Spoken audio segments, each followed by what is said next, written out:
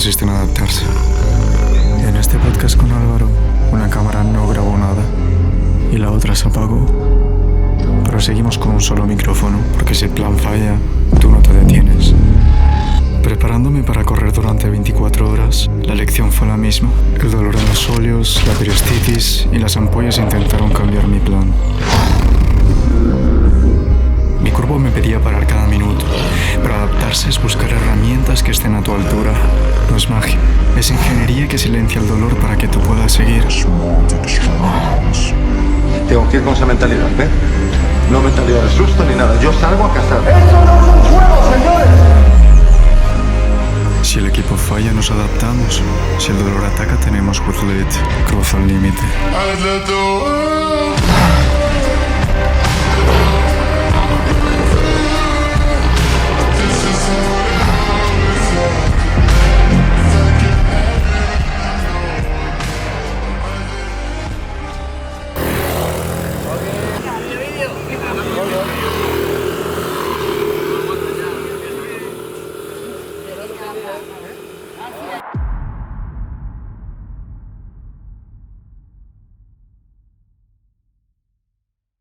Vale, pues vamos al grano, empezamos. Álvaro, encantado, tío. ¿Qué tal, Ordero? ¿Cómo estás? Nos acabamos de conocer hace unos días en unas carreritas que nos hemos pegado. 25 kilómetros, hoy 20, estamos un poquito frescos, como si nada, como siempre. Buen calentamiento esta mañana. Muy bien. Antes de empezar, antes te lo he comentado un poquito, estamos aquí en Bali. Hay un reto. No podemos hacer muletillas. Perfecto. Están prohibidas. Reto aceptado. Perfecto, así me gusta. De puta madre.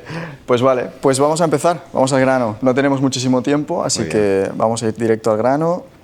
Perfecto, Tu caso, tío, estuvimos hablando, mi primera muletilla, estuvimos hablando en Crate, me flipó tu caso, me flipó tu historia, estuvimos corriendo y sentí que teníamos que contar esto de una forma extendida, más que algo así breve, ¿no? Total. Entonces, por favor, Álvaro, me gustaría que vayamos al grano y me cuentes cómo fue desde tu infancia. Algunos ya lo conocéis, es un atleta híbrido fuertísimo, así que cuéntanos un poquito desde tu infancia, cómo fue desde los primeros años, cómo fuiste desarrollándote, cómo tu mente fue como desde dónde vienes hasta dónde estás ahora mismo.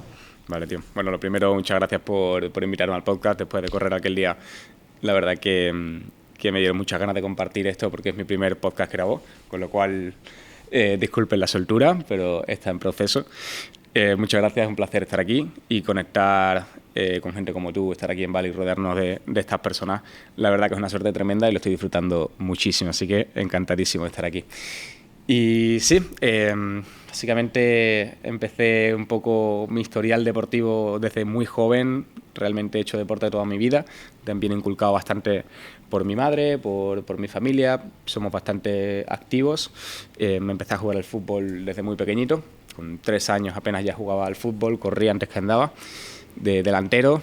Luego con la edad me fui cansando mucho de correr, paradójicamente, y me puse en la portería. Con ya 10, 11 añitos empecé a jugar de portero, fútbol sala, luego fútbol 11, siempre con mi grupito de amigos, hasta los 18 años jugando federado, pero en ese proceso de jugar al fútbol tantos años, curiosamente de portero, me fracturé los 2 meniscos externos de ambas rodillas, un año tras otro, fue como 2014, después 2015, después en 2021 haciendo snowboard también. Como he dicho, siempre he hecho muchísimo deporte, hice equitación, montar a caballo, jugué al pádel, jugué al tenis, fútbol sobre todo. Con apenas 12 años empecé a hacer skateboard, con lo cual el tema del patín, siempre la cultura urbana ha ido muy de la mano conmigo. Y cuando me mudé a Barcelona con 18 años, pues dejé de jugar al fútbol un poco por el tema de la universidad, que ya no era tan accesible para mí. Salí de mi zona de confort y ahí empecé a dedicarme mucho más al skateboard por la cultura del patín que hay en Barcelona. Y esto también me llevó a múltiples lesiones, porque, bueno, como te imaginas, es un deporte muy lesivo. El hecho de saltar escaleras, haciendo trucos, el riesgo que tiene, la probabilidad de lesión es muy alta. Y es verdad que cada año me acababa por lesionar. Entonces... No lo diría, ¿eh? No lo diría. No, bueno, Pues es un proceso del que ahora hablaremos. Pero tuve muchas rachas, idas y venidas. También es verdad que, aunque hiciese mucho deporte, con 18, 19 años empecé a fumar. Realmente estaba un poco perdido, no llegaba a encontrarme. Me acababa de mudar a una ciudad muy grande. Estaba saliendo de mi zona de confort, estaba intentando adaptarme. Fue un proceso complicado porque yo vengo de Cádiz y del puerto de Santa María, un pueblo o una ciudad, mejor dicho, pero bastante pequeñita, mi zona de confort, y dar el salto a la capital de Barcelona pues fue bastante grande, no te lo voy a negar, y en ese proceso, esa juventud rebelde, pues empecé a fumar, bebía los fines de semana, un poco, por desgracia, lo que está establecido en la juventud española, ¿no? Y ahí me fui, digamos, dejando llevar. Mis hábitos no eran los mejores. Empecé a entrenar en el gimnasio justo con 21 años, 2021. Me fracturé la rodilla izquierda, mi última operación de rodilla. Tenía malos hábitos y cuando me vi en la camilla del hospital, después de la operación, la primera revisión con mi cirujano, me dijo que no podía volver a hacer deporte de impacto. Y ahí la verdad que fue un choque bastante grande. De hecho, estuve casi en un estado depresivo, como un chaval como yo, no hiperactivo, pero casi, le van a prohibir correr con 21 años. Y pensé, esto no puede ser. Entonces le pregunté al médico qué debía hacer si quería protegerme haciendo deporte, porque no iba a parar de hacer deporte.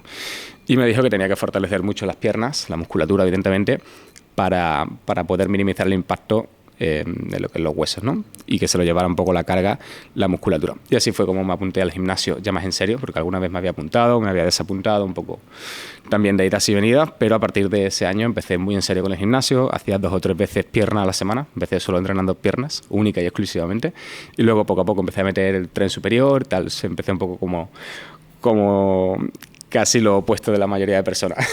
El día de piernas era mi favorito, porque tenía un propósito, y mi propósito fue entrenar para no volver a pisar un quirófano en mi vida. Ese fue el clic que me hizo la cabeza cuando realmente toqué fondo y dije, esto tiene que cambiar.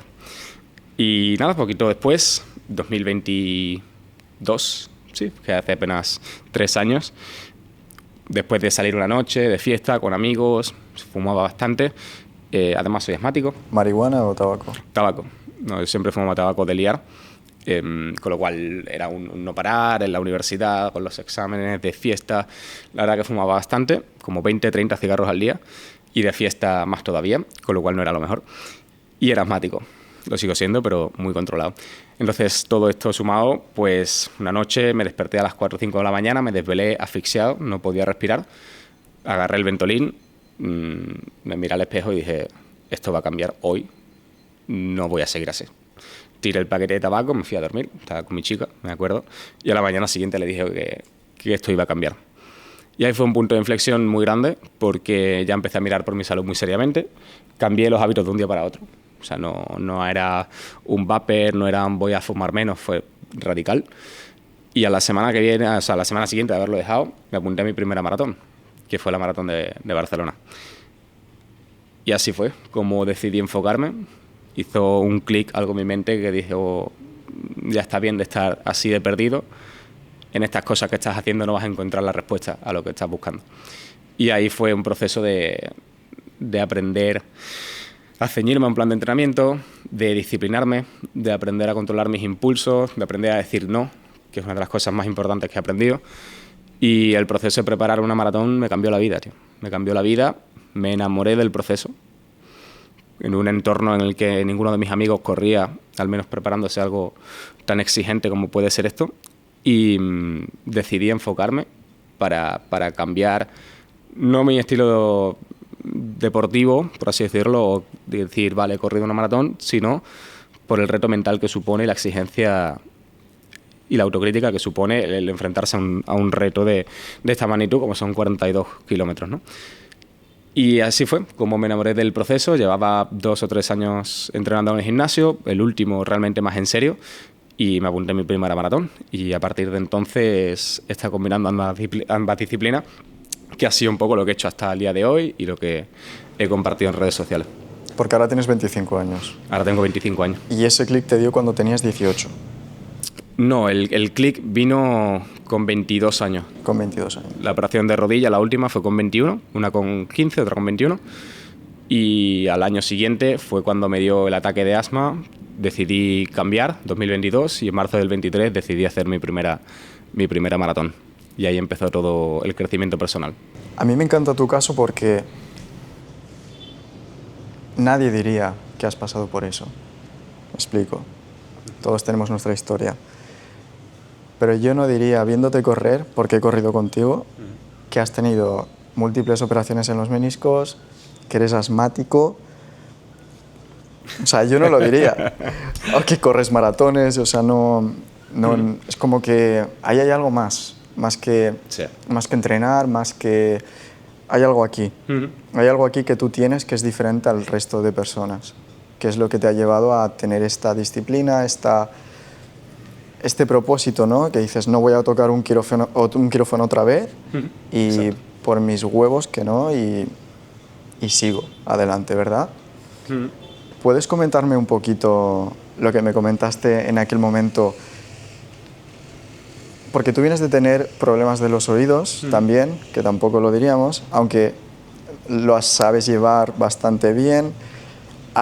O sea, tú sabes cómo controlar tus ojos, que me lo enseñaste. Sí, eso es algo que muy poca gente sabe y no vamos a demostrar en este vídeo. Pero está guapísimo, está guapísimo. Entonces, por favor, ¿podrías contarme un poquito eso? Porque es que también es una cosa que a mí me deja flipando. Sí, bueno, el tema de la pérdida de audición no fue más que un resfriado, una fiebre muy fuerte que me agarró un virus con 3 años de edad, muy pequeñito. Estuve una semana súper enfermo, con los oídos taponados, con muchos mocos, mucha fiebre. Y bueno, resulta que ese virus me afectó al tímpano directamente. Y tengo una hipoacusia neurosensorial bilateral. Básicamente es que escucho bastante poco en las frecuencias agudas en ambos oídos. Solo en frecuencias agudas, por tanto, a nivel conversacional, con una voz masculina, por ejemplo, no tengo problema. Pero cuando me susurra alguien o si alguien me habla desde otra habitación, la verdad que el tema de la audición se me complica. Y bueno, también he tenido esas dificultades en el colegio, sobre todo en el instituto, en la época de los 14 a los 18 años. Un poco de complejo de tener que llevar los audífonos, típico amplificador de sonido, ¿no?, que llevan algunas personas mayores que tienen problemas de audición. Pues yo lo llevé muchos años, sumado a las gafas de vista, porque también tenía estrabismo, es decir, los músculos tensores externos del ojo me tensaban demasiado y se me iba la vista, ¿no?, los ojos hacia afuera, ambos. Entonces, bueno, tenía bastantes toques dados, pero y sufrí de complejos en el instituto, algunas burlas o algunas bromitas siempre caían. Y al final, obviamente, ¿no?, eso te afecta de pequeño, pero aprendes a vivir con ello, aprendes que eso no va a cambiar como eres, tu manera de ser. Es algo más, como el que tiene brackets, que también los tuve, o el que tiene un dedo de la mano torcido. No es más que una peculiaridad y que a día de hoy lo comento como una anécdota. Y bueno, y este cambio también de mentalidad, ¿no?, lo que comentabas de que a lo mejor yo puedo tener algo en la cabeza un poco diferente al resto. Yo no considero que yo sea diferente al resto en muchos aspectos, a nivel de que pienso que todo el mundo puede llegar a este proceso de crecimiento personal, de autoconocimiento y sobre todo de desarrollar la mentalidad correcta o la mentalidad que quiera tener. Todo el mundo puede, pero sí que eres diferente. Sí lo eres. Te agradezco eres diferente, el eres comentario. Diferente. Yo creo que no hay nada más peligroso que una persona con un propósito muy claro. Porque da igual los obstáculos que haya por el camino, las personas que intenten desviarte del camino. Si de verdad tienes un propósito claro, un objetivo claro en la vida y sabes a lo que has venido esta vida, sabes qué puedes aportar al mundo, sabes en qué eres bueno, sabes en qué te puedes centrar, lo tienes todo, porque sabes cómo disfrutar de la vida, sabes qué hábitos te hacen bien, sabes qué tipo de trabajo, más bien no nombrar un empleo, pero sí en qué podrías invertir tu tiempo y tus recursos para ayudar a otras personas. Y teniendo esas dos cosas claras, pienso que puedes hacer lo que quieras en la vida, porque va a ir alineado con tus valores, con tu propósito, que es lo que más claro hay que tener, y vas a disfrutar haciendo lo que haces. Entonces, creo que una ventaja con la que yo cuento es haber hecho mucho trabajo personal, mucho trabajo de introspección, de mirar hacia adentro, de crecimiento personal, también impulsado por mi madre, que es terapeuta. Es terapeuta, no es tanto una psicóloga, ¿no?, de una rama más científica, sino más bien una terapeuta de una rama más humanista, que trabaja mucho pues, con vidas pasadas, trabaja mucho con el subconsciente, trabaja mucho con las energías. Y en este sentido yo he aprendido muchísimo desde muy temprana edad y he sabido, gracias a ella, también mirarme hacia adentro, y cuando la vida me estaba queriendo decir algo, he parado a escucharlo, ¿no? Y yo creo que eso es algo muy importante que la gente deja pasar por alto. Hay gente que vive con traumas toda la vida, o bien porque no lo saben, porque están en el subconsciente, o bien porque no quieren afrontarlo, no tienen el coraje suficiente para afrontarlo, que es totalmente comprensible. Pero una vez haces frente a esos problemas, y cuanto más temprano, mejor, a más temprana edad, mejor, porque empiezas a poner las cosas en su sitio, empiezas a entender todo lo que te sucede en la vida, por qué, de dónde vienes, te pone muy en tu sitio y eleva tu nivel de conciencia a, pues a un nivel que ya sabes dónde vibras, sabes, te conoces mejor, sabes lo que es mejor para ti, sabes en qué dirección vas. Y yo creo que el hecho de encontrar tu propósito, que es como, ¿no?, para ti qué es la felicidad o cómo se encuentra el propósito, es algo tan complicado de explicar, pero lo facilita mucho el conocerse a uno mismo, el hacer esa introspección, este trabajo personal. Si a alguien que esté escuchando esto le resuena un poco, yo soy totalmente partidario de recomendar trabajar con terapeutas. No hay que tener un problema para ir a un terapeuta. Todos deberíamos ir a terapia, todos, absolutamente todos. Da igual en la época de la vida o en el nivel de conciencia que tenemos, porque siempre podemos conocernos un poquito mejor y siempre hay cositas que se pueden matizar y trabajar. Y esa es la base de todo. Nuestra cabeza manda, y si tenemos bien lo que está dentro de nuestra cabeza y lo que está dentro de nuestro alma y está todo alineado, en la vida podemos hacer lo que queramos. Yo creo que empezando por ahí, luego viene el cambio físico, si es lo que quieras buscar. Ese es el mensaje que quiero transmitir y compartir con la gente, porque eso es Pantera, el poder de la mente. Y en cuanto te conocí y empecé a hablar contigo un poco, dije, lo tienes ese poder. Algo que yo repito mucho a las personas que están a mi alrededor es que nosotros somos la única especie que tiene poderes. ¿Por qué digo que somos la única especie que tenemos poderes? Es porque nosotros pensamos algo, lo deseamos, lo tenemos aquí y lo convertimos en realidad. Esta cámara, ese micrófono nace de un pensamiento, nace de una idea, nace de algo, ¿no? Y que se ha materializado. Entonces nosotros somos capaces también de crear nuestra propia realidad. Al igual que tú, no sabía la parte de tu madre, que es terapeuta. Y trabajar el subconsciente es algo esencial. Porque una persona que se rompe los meniscos 2 veces dice, tiro la toalla. No se pone a prepararse una maratón en menos de 3 horas como estás haciendo, ¿verdad? Es porque ahí hay algo diferente, hay algo que con tu caso podemos compartir y mostrar que sí podemos. Tu diálogo interno, tus hábitos, que tú haces mucho hincapié en los hábitos, ¿verdad? Sí, totalmente. ¿Puedes hablarme de un hábito que para ti fue clave? Pues mira, es algo que he empezado a implementar en esta estancia en Australia, ¿vale? Yo vivía en Cádiz hasta los 18, luego estudié en la universidad en Barcelona 5 años. Allí conocí a mi chica hace casi 4 años y me propuso irnos a Australia. Esto fue el salto cuántico en mi vida, que me ha cambiado la vida por completo, pero bueno, ya hablaremos más adelante. Y una de las cosas que más me impactó de la cultura australiana, del estilo de vida que tienen, aparte de apreciar y disfrutar del café y de los desayunos, entre otras muchas cosas, es un hábito que, hablando con mis amigos de allí, un día pensando en estas cosas frente a la playa, dijimos, antes de irnos, ¿no?, de despedir el grupo que tenemos allí de amistades, ¿qué hábito os llevaríais a España? ¿O qué aprendizaje os lleváis de Australia? ¿Qué hábito puedes implementar, ¿no?, a partir de ahora en tu vida que hayas aprendido aquí? Y coincidimos casi todos. Yo dije el primero, acostarme temprano. Cenar temprano y acostarte temprano.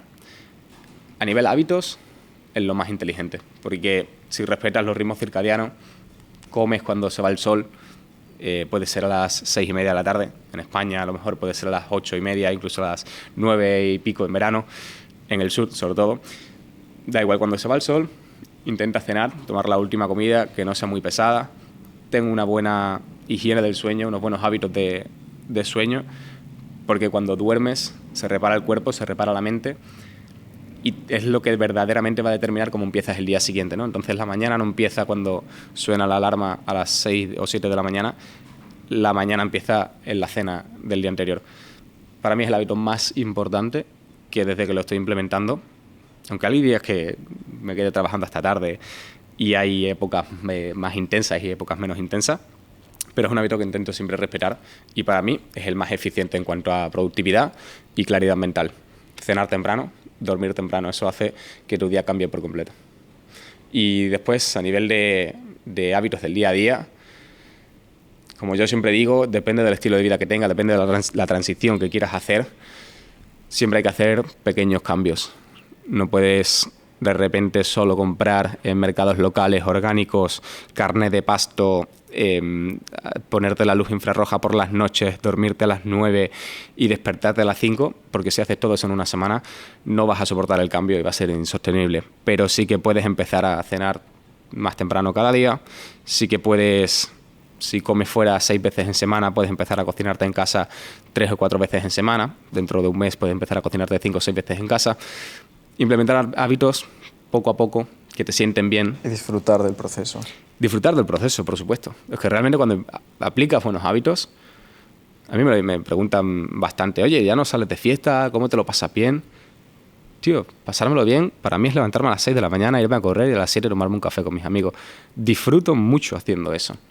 Yo ahora, si salgo, no recuerdo cuándo fue la última vez que salí, puede ser que hace más de 8 o 9 meses, no me acuerdo. Pero no lo disfruté, no estaba en el mundo de la noche, no están las relaciones que yo quiero hacer, no es el entorno que a mí me aporta algo positivo, y a las 9:30 de la noche yo estoy bostezando. O sea, no lo disfruto. Entonces, a medida que vas aplicando estos hábitos y los vas incluyendo en tu vida, si lo haces poquito a poco, de manera progresiva, y te sientan bien, va a ser inevitable que disfrutes del proceso, porque te hacen mejor. ¿A quién no le gusta dormir 8 horas? Me vas a negar que te encanta trasnochar, por mucho que te guste la fiesta, cuando duermes 8 horas se nota. No, entonces, es una mierda. Claro, tío, es eso, es realmente empezar a conocerte, empezar a probar cosas diferentes. Que tu entorno no haga ciertas cosas no significa que tú no puedas probarlas. Pues ya cuando me empecé a preparar mi primera maratón, muchas veces los sábados nos reuníamos para tomar algo, para cenar con mis amigos, y yo a las 10 me iba a casa. Oye, Álvaro, ¿por qué te vas? Si vamos ahora de fiesta, tal, que es sábado. Ya, pero es que mañana me levanto a correr 30 kilómetros porque estoy preparando mi maratón. No, pero eres tan friki con la maratón. Bueno, es lo que me gusta. Yo hacía mi tirada larga y disfrutaba de ver el amanecer corriendo por la playa. Tomaba mi desayuno temprano y había hecho casi todo lo que tenía que hacer en el día antes de que mis amigos se despertaran la mañana siguiente. Entonces, para mí eso era disfrutar. Y la verdad que yo en ese ámbito, pues la verdad que crecí en un ambiente que eso no era lo normal. ¿Y por qué estás haciendo eso? ¿Y qué haces? ¿Que no vas a trabajar de lo que has estudiado en la universidad? ¿Que no vas a tener un trabajo? ¿Y qué estudiaste? ¿Qué más da, tío? Yo estudié Administración y Dirección de Empresas. Me especialicé en marketing. Siempre me han gustado estudiar la economía, los negocios. Me ha parecido algo muy interesante. Por desgracia, en la educación española no te enseñan a emprender. Te enseñan a trabajar para una empresa. Y eso es algo que no me gustó. Cuando vi la realidad de lo que era el mercado laboral. Pero yo vi a todos mis amigos de la universidad trabajando en consultorías y en oficinas 9, 10, 11 horas al día. Yo estuve también trabajando en consultoría y no me llegó a gustar. Lo normal era trabajar en esta consultoría, hacer este tipo de trabajos de oficina, que al final estabas 10, 11 horas al día trabajando y trabajabas para otros. Y cuando vi esto en primera persona, dije, no es para mí. Hasta mi chica me lo dijo.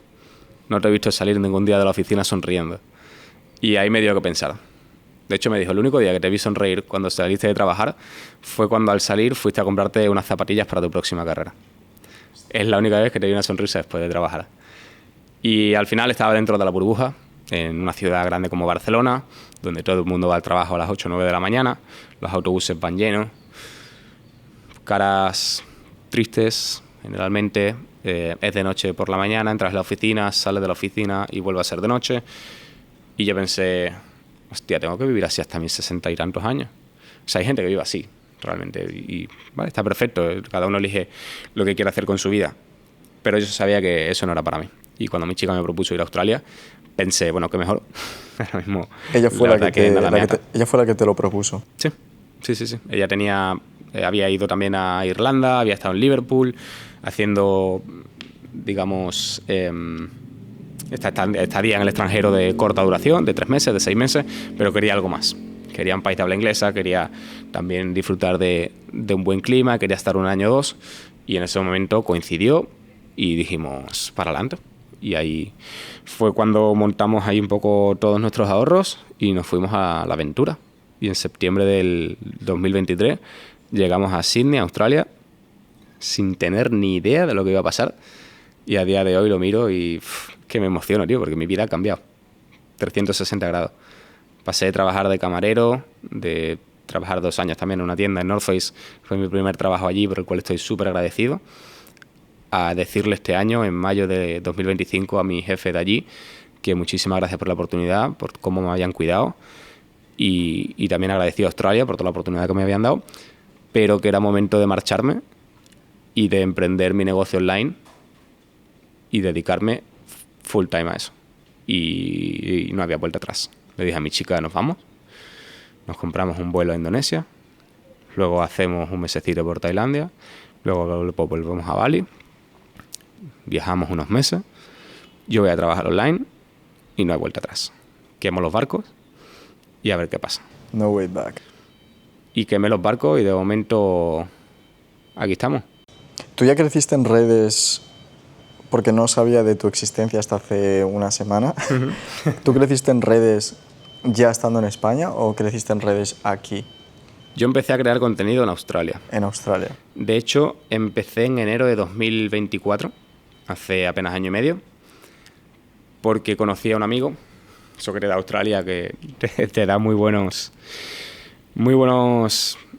entorno, buenos contactos, buenos amigos, y algo que teníamos en común toda la gente que estábamos allí, pues era esa mentalidad, esa ambición, ese querer un poquito más y ese pensar un poco out of the box, ¿no? Como fuera de lo establecido. Y bueno, conocí a un chico que se llama Javi. Si por casualidad escucha esto, un saludo, Javi. Mi amigo Javi Pola, que en ese momento, bueno, él es entrenador personal, pero se enfocaba en surfistas. Era un nicho, ¿vale? Muy específico, y me estaba creando contenido en redes sociales, tenía 8 o 9 mil seguidores, y a mí me parecía una locura que creando contenido y vídeos de entrenamiento le fuera tan bien y se pudiera posicionar en redes sociales llevando 6 meses solo, ¿no? Y me dijo, tío, ¿no te gusta grabarte, tal? Le digo, sí, de vez en cuando me grabo, subo alguna historia entrenando, o cuando voy a probar alguna carrera, subo lo típico, el resultado del Strava, tal. Y me dice, pero ¿por qué no lo documentas? ¿Por qué no lo grabas y lo subes? Y le digo, sí, alguna vez me lo he planteado, pero realmente no me he puesto a ello. Y me dice, ¿qué vas a hacer mañana? Le digo, pues seguramente me levante temprano, salga a correr, iré a trabajar de 9 a 6 y luego a las 6 iré al gimnasio, volveré, me haré la cena. Me dice, grábalo y súbelo, tío. Y digo, pero ¿cómo voy a grabarlo, Javi? Si tampoco tengo un plan, me tendré que crear un perfil, tendré que preparar algo, ¿no? Lo típico, la parálisis por análisis, que alguna vez me había planteado, pero no tomaba acción. Y me dijo, tío, súbelo y grábalo. O sea, grábalo y súbelo, mejor dicho. Graba lo que haces, cuando llegues a tu casa lo editas y lo subes. No tienes que pensar que vas a subir mañana. O sea, no tienes que hacer una serie, tienes que crear contenido de lo que hagas. Toma acción. Nada más que eso.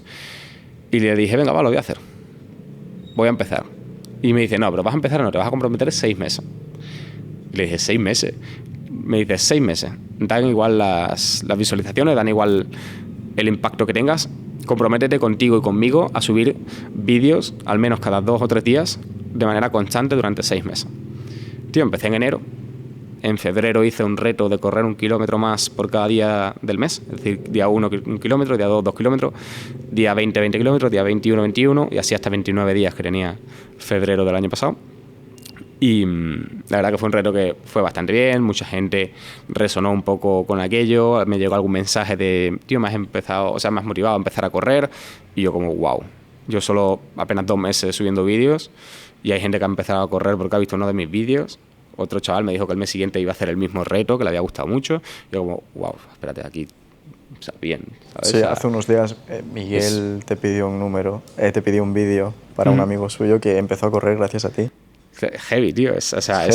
Me di cuenta del impacto tan grande que podía tener subir vídeos, que para mí era pues, mi día a día normal, así que tampoco cambié nada, ¿no? Y ahí empecé pues a subir de seguidores muy poquito a poco. Realmente nunca miré ese número, tenía mis seguidores de toda la vida, mis amigos, no sé, 1000 seguidores, lo que empieza en Instagram. Y para junio, de hecho justo después de mi cumpleaños, llegué a los 10.000 seguidores en apenas 6 meses. Y ahí había varios mensajes, ¿no? de inspiración, de apoyo, de gente que se sentía identificada con el proceso. Yo solo me limité a compartir el proceso, lo que pasa es que no paré. Y estuve muchos meses subiendo vídeos sin impacto o sin que los números crecieran, pero yo me comprometí conmigo y con mi colega a subir vídeos 6 meses, no había otra.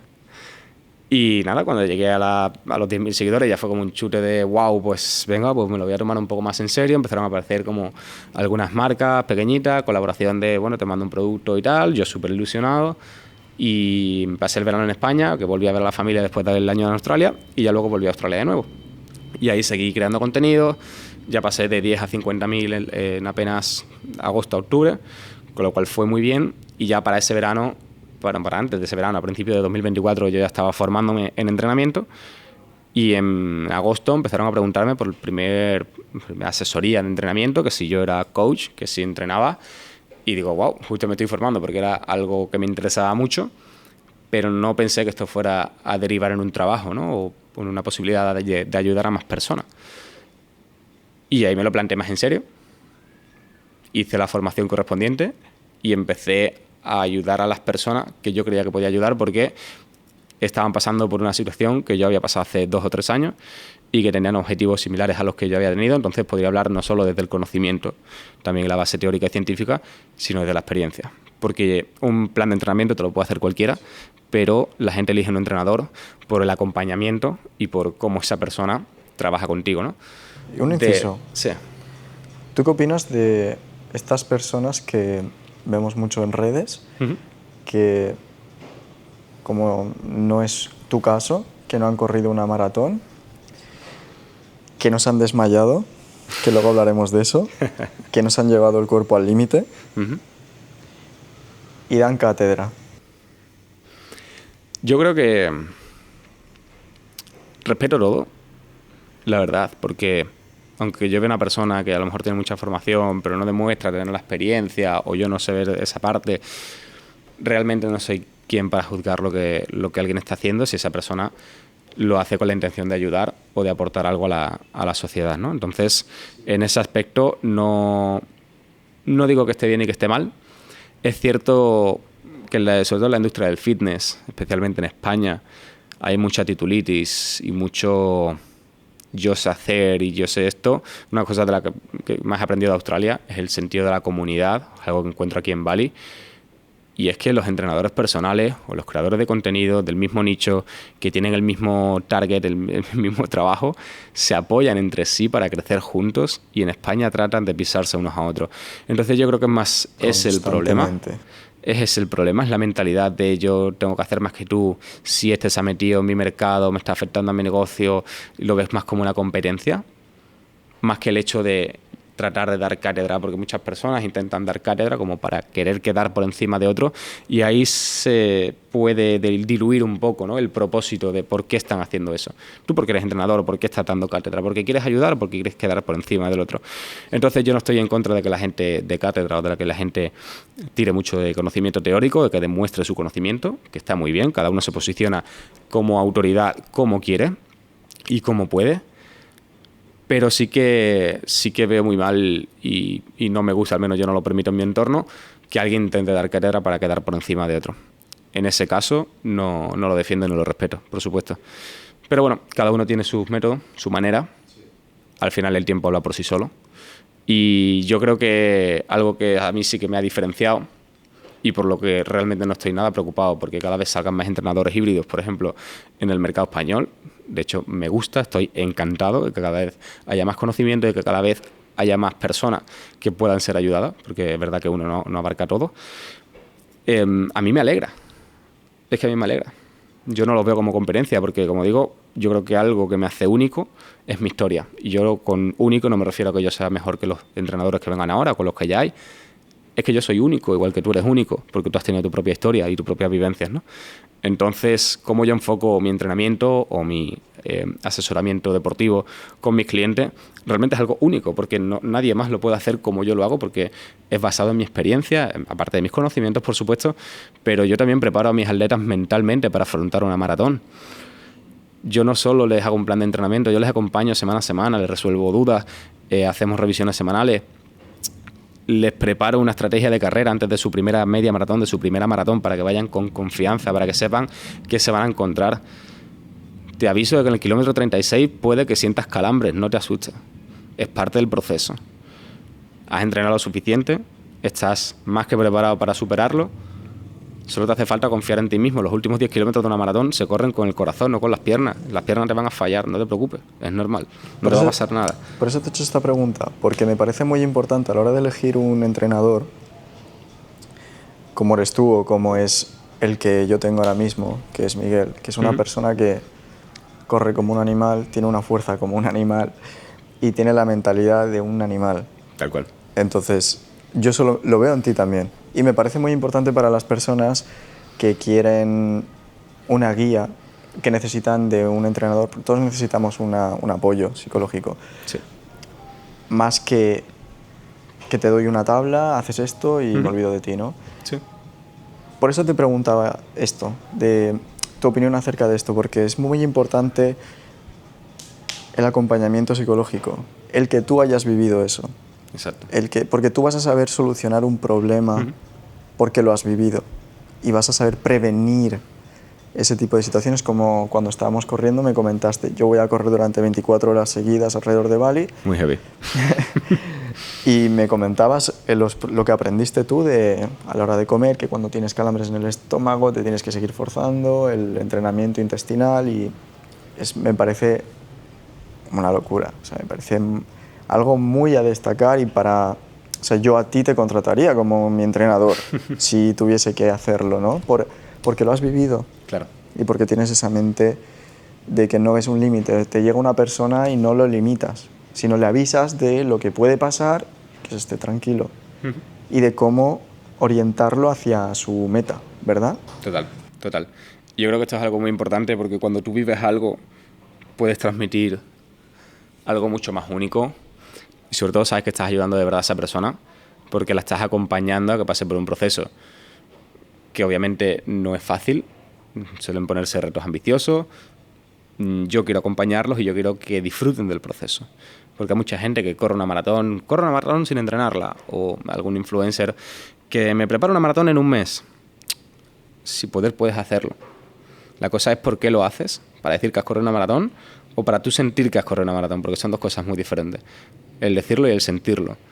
Yo me apunté a mi primera maratón porque sentí que era el cambio que necesitaba para centrarme y dejarme de tonterías. Pero lo hice tan progresivamente y me fui quitando y modificando estos hábitos que engloban también al entrenamiento, que al final conforman el estilo de vida, que acabé disfrutando del proceso. Entonces, no es el qué haces, sino el por qué lo haces. Y el hecho de que tu entrenador o la persona que te acompaña o con la persona que es tu confidente haya pasado por una situación similar a la tuya, ya no en el deporte, sino en general, en algún aspecto de la vida en el que necesites apoyo o ayuda, es esencial, tío. Es esencial. Entonces, a la hora de elegir a alguien para que te guíe, qué mejor que alguien que ha pasado por ahí. Porque no es solo te tienes que tomar estos geles, tienes que correr tantos kilómetros a tanto ritmo, es más un adelantarte a, mira, puede que te pase esto. Cuando te pase esto y tengas esta emoción, voy a intentar darte una guía, o voy a intentar darte las herramientas suficientes para que tú, cuando tengas estas emociones, sepas gestionarlas. Eso es lo más importante. Porque a mí nadie me enseñó a superar los calambres del kilómetro 30 al 40, y eso lo aprendí. Y a mí nunca nadie me enseñó a hacerme un plan para mi maratón. Tuve que hacer 3 maratones con el mismo tiempo para darme cuenta de que estaba entrenando mal. Entonces, si yo puedo ayudar a una persona a que se ahorre ese sufrimiento y el tiempo y esfuerzo que conlleva, lo voy a hacer encantado. Y en eso se basa mi asesoramiento. Es un coaching que yo te llevo a tu objetivo, pero tú vas a disfrutar llegando a tu objetivo. Tú vas a querer repetir. Tengo a mis clientes que se apuntan a una carrera y en cuanto la terminan ya están apuntados a otra, porque mantienen ese hambre, porque han disfrutado del proceso, porque saben que pueden llegar a más. Y ahí es donde yo quiero llegar. Es muy bonito. O sea, para mí la preparación es muy bonita. Yo mi preparación la estoy llevando bastante bien. He tenido, bueno, unos altibajos por tema de que mucho trabajo, mala alimentación. No mala alimentación, pero no suficiente alimentación, Ya. no, bla, bla, bla. Y tú me comentabas que tú en tu preparación corrías solo y que eso es algo, un palo muy duro. Nosotros corremos medias maratones cada semana. He estado corriendo yo, en mi caso, cada 2 o 3 días 20 kilómetros, 21 kilómetros, 23 kilómetros, 81 kilómetros semanales alrededor. Ahora lo he parado para volver a... me lo está llevando Miguel. Pero muchas veces cuando estás solo, esa pesadez en la cabeza de... como me contabas, ¿no? Estoy corriendo 5 horas, yo solo. O sea, ¿cómo gestionas eso tú, en tu caso? Pues es muy interesante porque, como digo, nadie te enseña. A mí tampoco nadie me ha enseñado. Y es algo que te lo enseñen. Tienes que vivirlo para empezar a aprender a gestionarlo. He hecho muchos entrenamientos que a priori pueden parecer masoquistas, de levantarme a las 3, 4 de la mañana e irme a dar vueltas a un parque en círculo durante 6 horas. Entonces, sin música, sin auriculares, sin podcast y sin distracciones, solo yo con el paso a paso. Pero encuentras en un estado de flow, si de verdad te gusta lo que haces y tienes un propósito claro por el que lo haces, encuentras ese Ikigai. Me estoy leyendo el libro, la verdad que encaja muy bien con esto, ¿no? Un poco que es encontrar tu propósito, las cosas que haces cuando entras en este estado de flow, las cosas que disfrutas. Para mí correr es ese Ikigai, ese estado de flow que yo podría estar 10 horas corriendo, lo voy a disfrutar porque más que el esfuerzo físico, es verdad que a las 5 o 6 horas ya pesan las piernas, te falta energía, es normal, pero entras en un estado de calma mental increíble, que eso solo lo he encontrado yo con los deportes de resistencia, en concreto con el running. Y al final aprendes a gestionar no solo la soledad, sino todas las emociones, empiezas a indagar un poco más en los pensamientos más profundos, a conectar con tu esencia, a decir, hostia, pues no sabía que me dolía el codo. Es que estoy también haciendo mindfulness mientras corro. Es una especie de meditación activa. Y cuando entras en ese estado de flow y le ves todos los beneficios que tiene, lo haces y aunque acabes cansado, lo has disfrutado, realmente no es algo que me cueste, ¿no? Y sí, hay momentos duros, el levantarte a las 3 de la mañana o los primeros kilómetros, da igual el día que sea, siempre cuestan. Cuando hice la ultramaratón, que mi objetivo eran 24 horas, por eso te admiro que quieras hacer este reto, es algo que yo me planteé y que finalmente acabé haciendo 19 horas por lo que te comenté, problemas intestinales y calambres en el estómago que me hicieron parar. De hecho, cuando terminé la carrera, como sabes, se me bajó la tensión y me desmayé. O sea, mi cuerpo dijo, hasta aquí, hubieras entrenado más, hasta aquí. Sí, murió, lo compartimos esto. Entonces estas situaciones se practican, pero hasta que no las vives realmente no aprendes a gestionarlas. Para aprender a gestionar estas emociones creo que es algo muy interesante, muy importante y que uno solo va a experimentar, pues evidentemente si lo pone en práctica. Pero es muy interesante el mundo de la resistencia, el mundo de la ultradistancia. Te animo y deseo que disfrutes del proceso, porque entrenar solo, ¿no? Volviendo un poco a la pregunta, ¿cómo gestionas esto? Vas aprendiendo, pero sobre todo lo vas llevando mejor cuanto más te conoces a ti mismo. Yo disfruto de estar solo. Yo había veces que necesitaba salir o necesitaba tomarme una copa con alguien para sentir que estaba bien y no era más que escapar de mis problemas, pero realmente estar solo me hace indagar más en mis problemas y al final casi que los resuelvo más que si los evito o los doy la espalda. Y para mí correr, estar en ese estado de meditación activa, es una manera muy clara de abrazar a mis problemas y ponerle frente, ¿no? Entonces, no es más que a medida que cuanto más practicas ese autoconocimiento y esa meditación activa, más te conoces a ti mismo, más disfrutas de tu soledad. Y correr en soledad también es algo muy bonito. Mira que para mí los planes sociales de correr, o sea, no me pierdo ni uno. Yo organizo mi semana al día del Run Club, como ya lo has visto. Estoy en la 9ª semana de 12, o sea, en semana pico de mi preparación a maratón. Esta semana son más de 90 kilómetros, mucha exigencia, pero mi viernes de Run Club no me lo quita nadie. Por mi desayuno, por mis contactos y la gente que hay, la energía que se comparte. Los planes sociales, en cuanto al running, para mí, lo primero. Y después organizo mis entrenamientos, porque son las experiencias que me llevo. Pero entrenar solo también es muy bonito. Y yo empecé a entrenar solo, mis amigos ninguno entrenaban, por así decirlo, y empecé a entrenar mi primera maratón solo. Me fui a Australia, empecé a correr solo, hasta que me apunté a un Run Club, hasta que conocí a un par de amigos, enganché a otros cuantos que se animaron a correr. Pero realmente el 95% de mis entrenamientos los he hecho solo toda mi vida. Y he aprendido a vivir con ello, a conocerme, y cada vez lo disfruto más. Es así. Gracias. Me resulta súper bonito esto que acabas de decir, porque yo no he contado mucho de mí en todos estos episodios, ni he contado mucho, pero yo soy una persona muy solitaria. He hecho misiones en solitario, que hablaré bastante más en adelante, porque he estado en seguridad privada, haciendo X cosas. Y en muchas ocasiones, o sea, estás solo y dices, tengo que salir de esto, tengo que empujarme yo. Y te hablo de cosas físicas. Estás corriendo, tú dices, tengo que llegar por mis pies, por mis huevos, por lo que sea, que tengo que terminarlo, ¿verdad? Y a mí me gusta lo que acabas de decir, me parece muy bonito, porque hay muchas personas que vienen al Running Club por dos cosas. Porque les gusta el running y han dicho, mira, lo tengo que intentar ya que estoy en Bali, me voy a forzar y lo voy a hacer.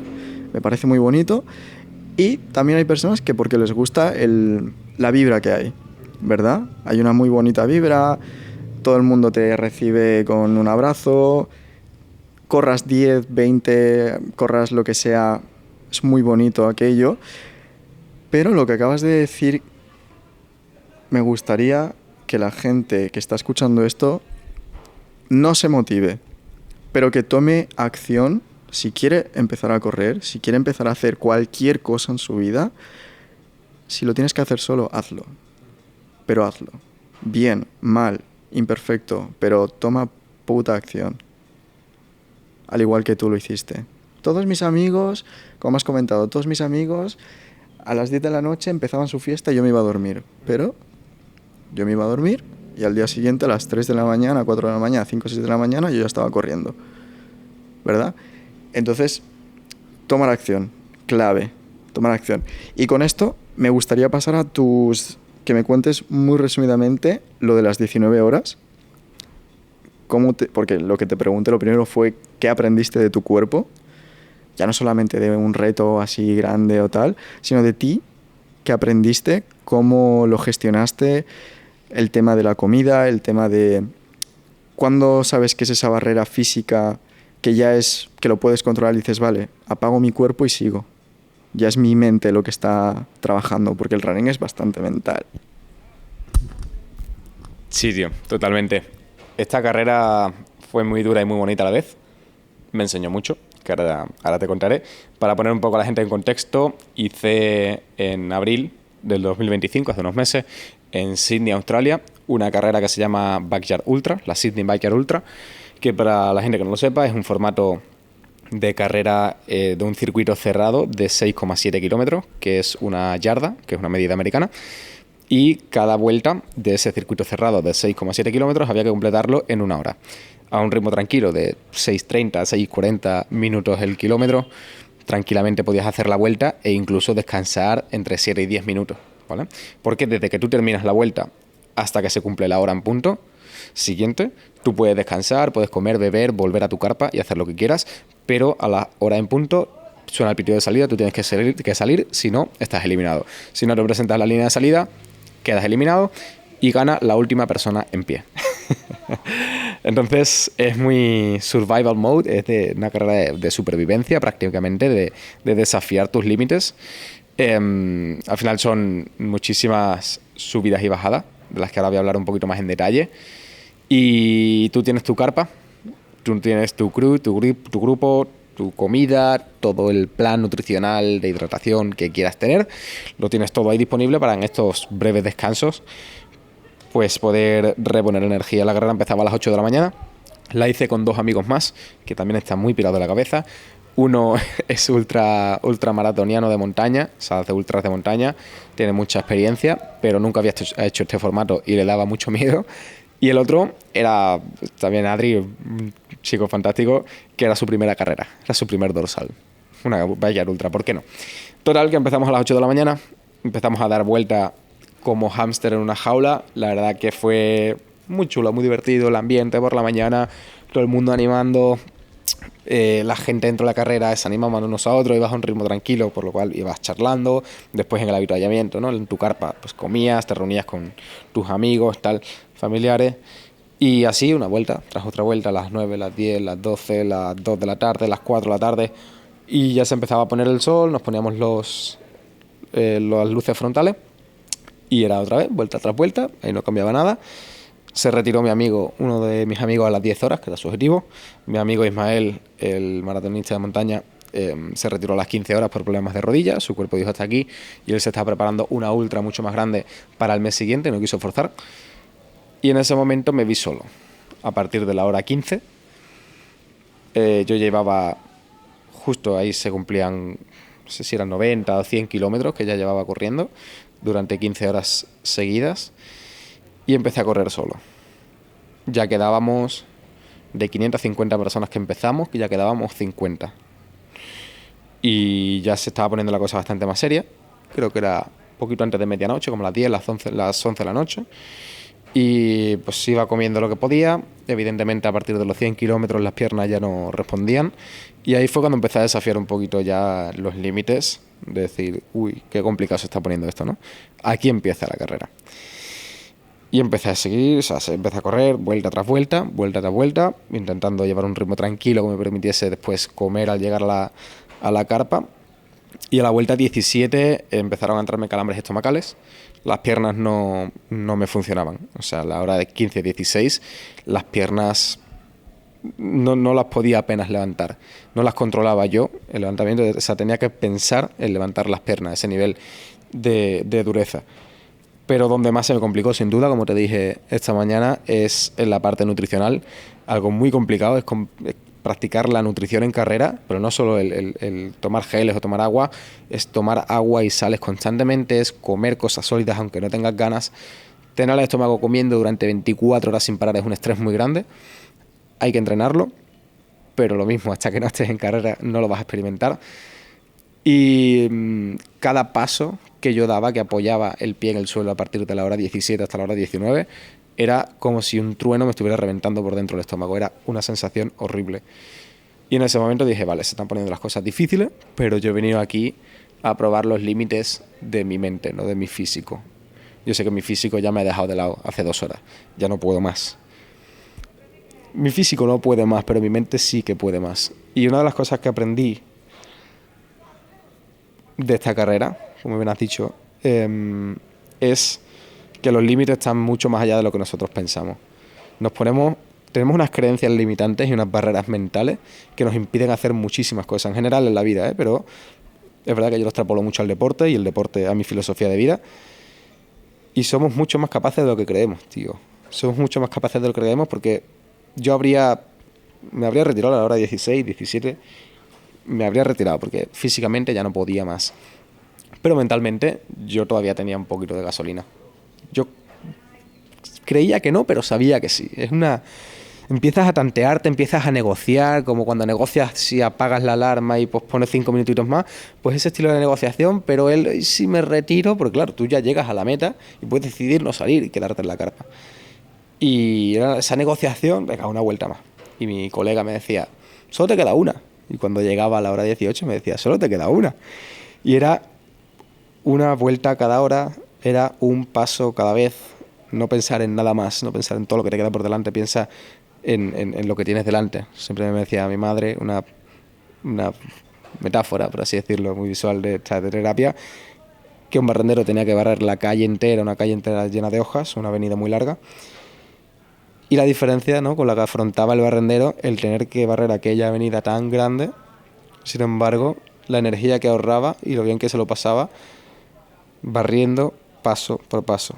Era barrido, paso, inspiración. Barrido, paso, inspiración. Y cuando menos se daba cuenta había terminado de barrer la calle.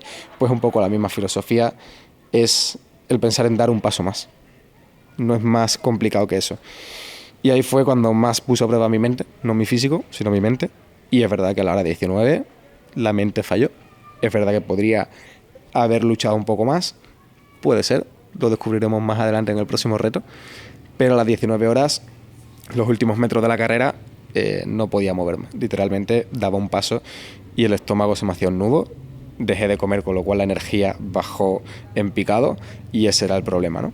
Entonces me quedé sin batería, básicamente. Fui a darme una ducha después de retirarme, recogí la medalla, me di una ducha y cuando volví a la tienda de campaña me senté en la silla y me desmayé, tal cual. Mi cuerpo dijo, se acabó, a descansar. Entonces yo ahí comprobé de que ese era mi límite real. No pasa nada por no llegar a tu objetivo de 24 horas si lo has dado todo. Me he desmayado, mi cuerpo ha dicho, basta, lo he dado todo. O sea, no me ha quedado nada en el tanque. Y me fui muy orgulloso de aquella carrera, incluso no habiéndola terminado como esperaba, ¿no? Ese objetivo de 24 horas hice 19, pero me fui súper satisfecho porque dije, es que me he desmayado, es que no podría haber pedido nada más. Era mucho más peligroso desmayarme en medio del campo que a las 19 horas y media, que mejor a las 19 horas en mi carpa, ¿no? Que al final me atendieron los paramédicos, me atendieron súper rápido, súper amable, y a la hora siguiente, a las 4 de la mañana, que ya era, me fui a mi casa y todo bien, descansé un par de días, dormí 12 horas seguidas los 2 días siguientes y ya poquito a poco la recuperación. Pero ahí fue cuando puse al límite en mi mente, 100%. Es muy curioso como, o sea, tú dices, yo sé que podía más. Yo sé que podía más. Una cosa que yo predico muchísimo y yo en mí mismo, por mi background, por muchísimas cosas, yo no me veo, o sea, yo no le veo el límite a nadie. No veo el límite. Me encanta que lo menciones porque no sé si conoces el documental de Geo Más allá del límite. Mi sueño cuando era pequeño era ser Geo. Acabé haciendo otras cosas. Pero es algo que me entusiasma y en Geo Más allá del límite, que es el documental que a mí también me abrió muchísimo, o sea, me devolvió la pasión por el Geo y por todo esto. Yo todo lo que he hecho en mi vida en ámbito deportivo de resistencia, más que si he sido el gym rat típico con 16, 17 años que iba al gimnasio y no hacía cardio, pero fue una etapa. Y el hecho de que tú estás corriendo, que por cierto las paraditas son peligrosas, te tientan, sí, que hayas seguido y seguido y seguido, o sea, son 19 horas, tío, 19 horas corriendo, con calambres en el estómago, las piernas no te responden. ¿Cuándo me dices que empezaste a sentir que las piernas ya no te respondían? A partir de las 15 horas, realmente un poquito antes ya me sentía muy cansado, pero cuando mis piernas me decían que no puedo levantar las piernas y tengo que levantar las piernas con la cabeza, o sea, tengo que pensar en levantar las rodillas porque si no, no avanzo, fue a partir de las 15 horas. Una persona que se ha roto los meniscos 2 veces. 3. Te has roto los meniscos 3 veces y te han operado 2 veces. En un momento pensaste que no podrías volver a hacer deportes de resistencia. Fabuloso. Brutal, me encanta, tío. Pues estamos ya terminando, tío. Te quiero hacer las 2 últimas preguntas. Has hablado mucho del propósito. Yo sé cuál es mi pasión y cuál es mi propósito y es algo que me gusta preguntarle a muchísima gente. Entonces voy a empezar por preguntarte cuál es tu pasión y quiero que repitas cuál es tu propósito, porque son cosas diferentes. Muy buena pregunta. Mi pasión es el deporte, si tuviera que resumirlo en una palabra. Algo que disfruto mucho haciendo es compartir. Es compartir mi tiempo, compartir mi energía, compartir deporte con otras personas, compartir ideas. Creo que es la esencia de todo. la esencia del crecimiento. Todo empieza por compartir, por abrir tu mente y estar dispuesto a cambiar, estar dispuesto a escuchar otras ideas. Eso se consigue compartiendo. Y creo que compartir y deporte casan muy bien.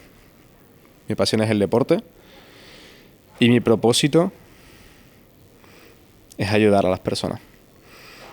Realmente yo me siento que tengo ese propósito. Mi madre, un poco volviendo al tema de, bueno, ella es terapeuta y me conoce muy bien en otros planos que yo no conozco tan bien.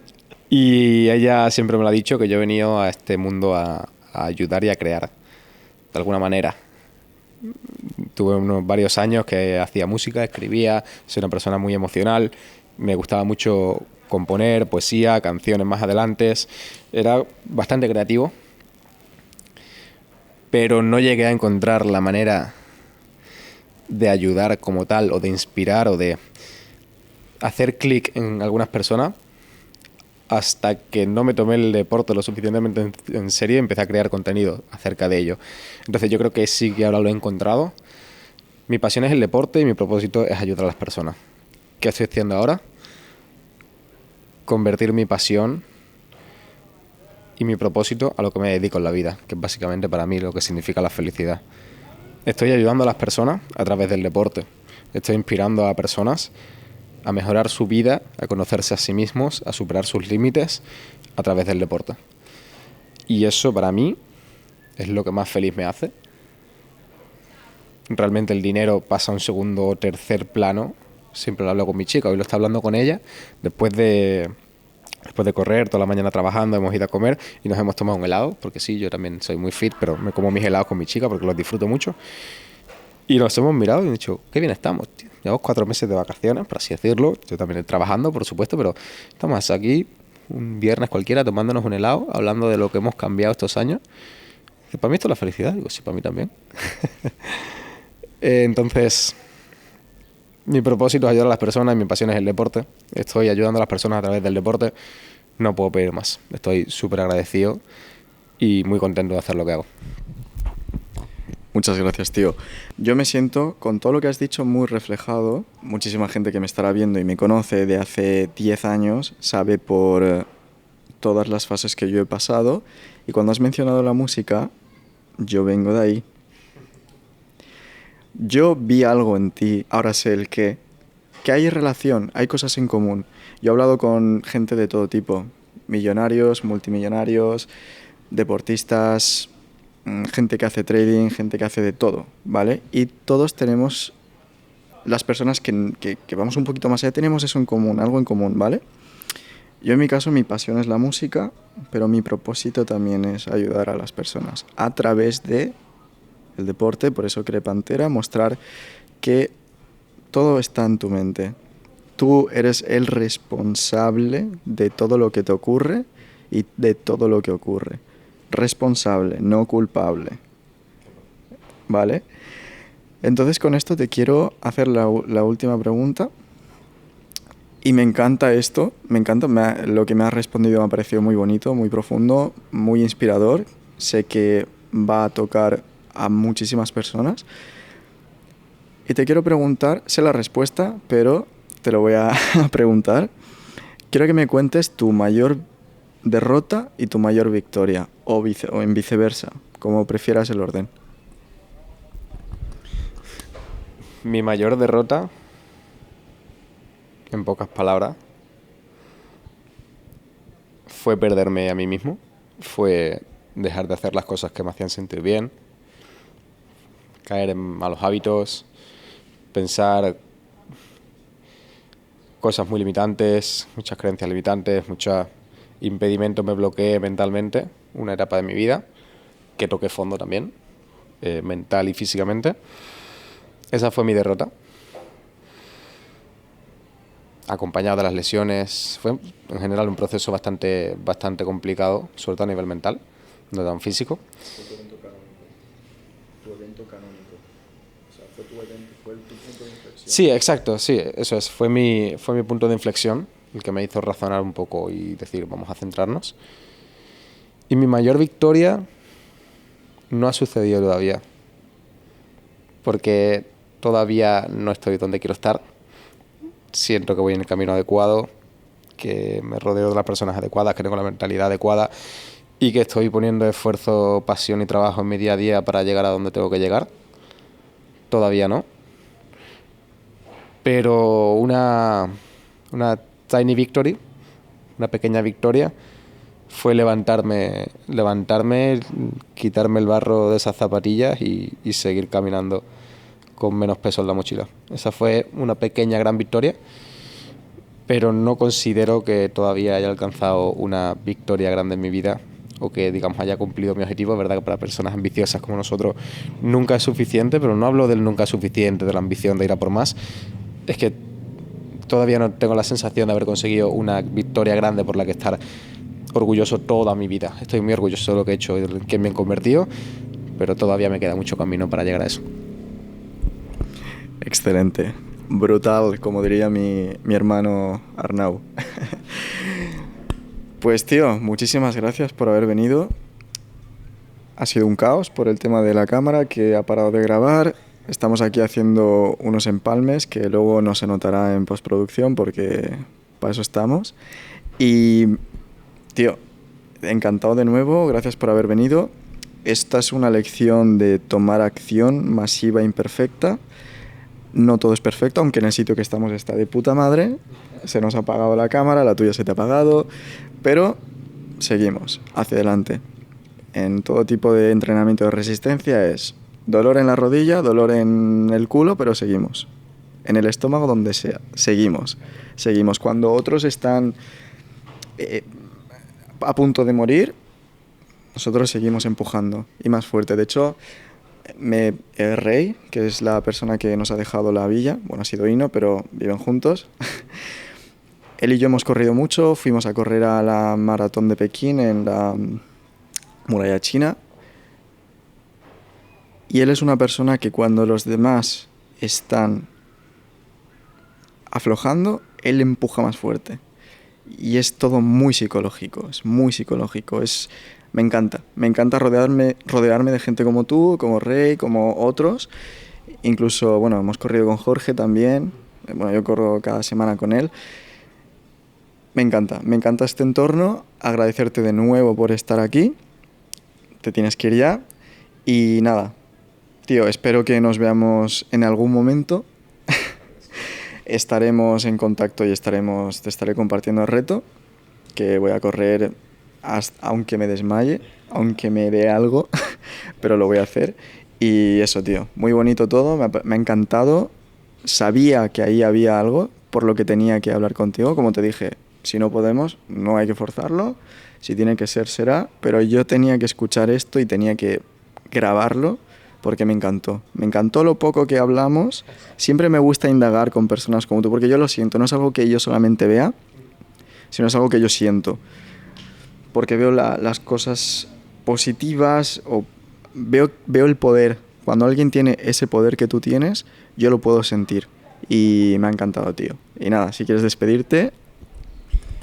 Muchas gracias también, tío. El placer es mío. Como has dicho, bueno, pese a las circunstancias, seguimos grabando y esto nos ha hecho que dejemos de conectar y de hacer este podcast interesante. Ha sido una conversación fantástica. Como siempre digo, no somos lo que nos pasa, sino lo que hacemos con lo que nos pasa. Y en ese sentido lo sabemos llevar muy bien. Como que si se nos cae un gel en la carrera o se nos trunca el plan, nos duele el gemelo, vamos a seguir tirando, como siempre, con esa cabeza dura. Ha sido un auténtico placer. Venir a Bali ha sido una auténtica locura. Estoy seguro que volveré muy pronto. Sobre todo, como te he dicho, por conectar con gente como tú, que igual te digo que aunque hayamos hablado poquito previo al podcast, también he sentido esa buena conexión, esa buena vibra con los proyectos que tienes, no solo con el reto físico, que te estaré apoyando y te deseo lo mejor. Cualquier cosa que necesites, por favor, cuenta conmigo. Si te puedo echar un cable como coach motivacional, ni que sea, estaré más que encantado de charlar contigo cuando haga falta. Y te deseo lo mejor también con tu proyecto, con Pantera. Tiene muy buena pinta, este podcast también. Está en el sitio correcto, con las personas correctas, en el momento correcto. Así que no tengo ninguna duda de que te va a ir todo fenomenal y nos vemos muy pronto. Muchas gracias por tenerme aquí. Grande, tío. Qué bonito, qué bonito. Me ha encantado, tío. A mí también, tío. No sabía que hacías música, tío.